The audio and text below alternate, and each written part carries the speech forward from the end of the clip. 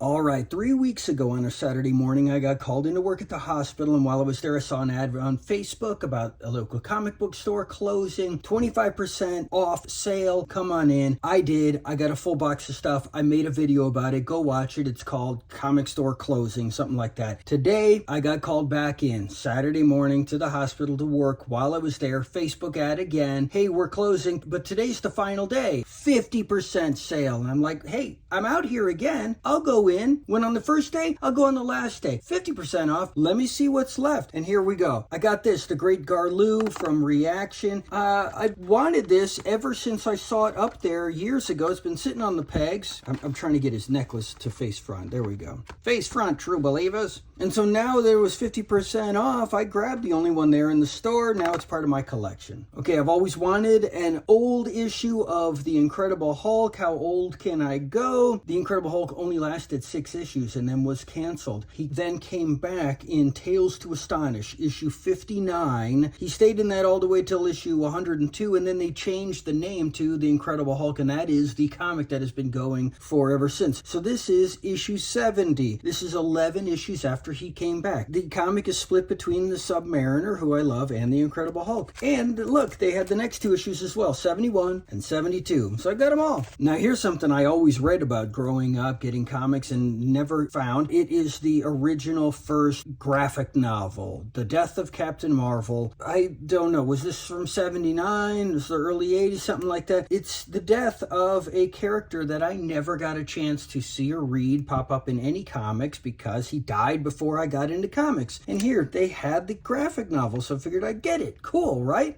Well, look at this. They had the Life of the Life of Captain Marvel issue 1, so get that as well, right? They also had his original comic run, and if you go back far enough, you see he had this different costume, this white and green costume in the 60s. He had it all the way till this issue, issue 16. That's the last time he had this costume as a member of the Kree Empire. There's the Supreme Intelligence. I gotta open this and find out. He might actually change into the new costume in this issue, but I know in the next issue on the cover he's already got this costume, so I grabbed it. Okay, so I showed in a previous video me getting that Flash issue 109, the comic that my dad has as a kid, and it was there at my very first trip to a comic store ever. That was my oldest DC comic from 1959, right? I wanted to see, can I get an older one? Here, Superman's pal, Jimmy Olsen, number 23. This is from 1957, 2 years earlier, so now this is my new oldest DC comic. Okay, still with DC, just recently I made a video short about the last Superman comic ever, issue 423. A lot of people watched that video and liked it, so wasn't I surprised to see the next issue, 424. They changed the name, The Adventures of Superman, big premiere issue, boom. Had to get it, right? And I've been wanting for quite a while now a Dial H for Hero from DC Comics, and they didn't have any except they had this. This is from, I believe, the year 2000. They had a batch of, all of them are issue 1s, and they're throwbacks as if these are comics from the Silver Age. They had Dial H for Hero,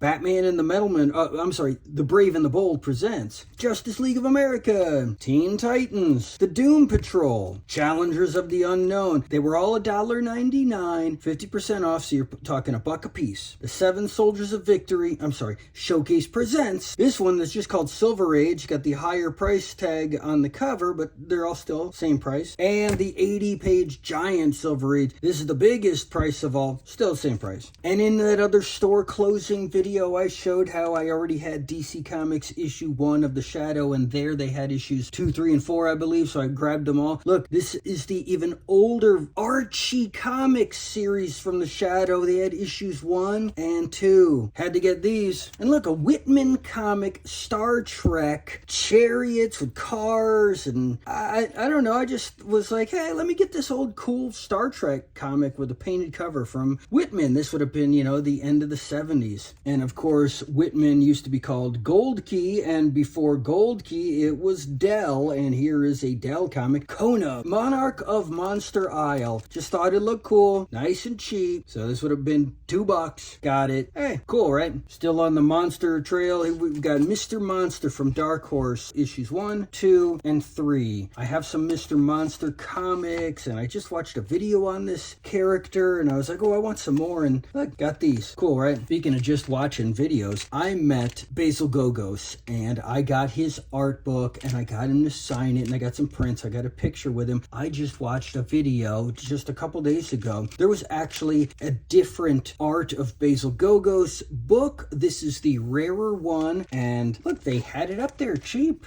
I looked at it online, and it was pretty expensive when I watched that video, and I was like, oh, I wish I had gotten that one too, but now it's too expensive. It's out of print. They had it there, so now it's mine. And lastly, I got this. See, Frank Frazetta spent a considerable portion of his career as the ghost artist for Lil Abner. Not on these strips. These are the first ones. Volume 1, this is where it begins, 1934 to 1935. So I figured, well, I'll just see what it's like when it begins, when it launches. Frazetta's, he changed his style to just look exactly like what it was already doing. I just wanted to see what was it already doing. So I grabbed this, okay? Total cost for everything I got today, $139.80 something cents. So this is a good day. Until next time.